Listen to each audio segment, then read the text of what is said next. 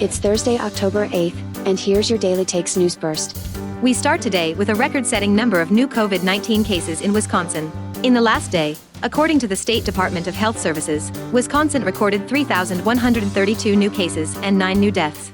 According to the Wisconsin Hospital Association, there are now 907 people hospitalized with COVID-19 in Wisconsin medical facilities, with 228 of them in an intensive care unit. In total, there are 26,774 active cases in the state right now. Wisconsin's COVID-19 death toll now stands at 1,424. Governor Tony Evers granted pardons this week to 9 individuals. The governor's Pardon Advisory Board heard from applicants virtually on September 15, 2020. Applicants who the board recommended for pardon were forwarded to Evers for final consideration. In his 8 years as governor, Scott Walker did not grant any pardons. In under 2 years, Governor Evers has granted 74 pardons.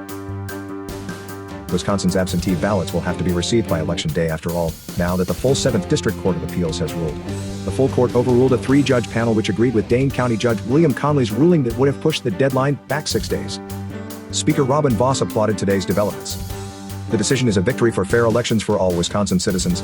The court agreed the rules should not be changed so close to an election and judges are not entitled to change them, he said.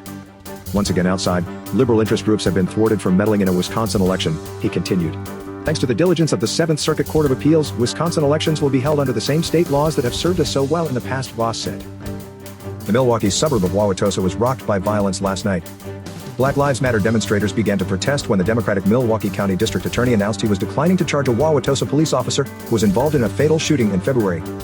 Over the course of the Wednesday night riot, the windows of several businesses and residences were smashed, a gas station was looted, and cars and motorcycles drove on lawns and sped the wrong way down several streets. The protesters defied the 7 p.m. curfew, and the heavy police presence, credited with containing the violence, made few arrests. Wauwatosa is bracing for further disturbances tonight and in the nights ahead. This podcast was sponsored by Edge Messaging. For strategic, political communications at the speed of now, turn to Edge Messaging. 262-290-EDGE. That's 262-290-3343. Or visit edgemessaging.com.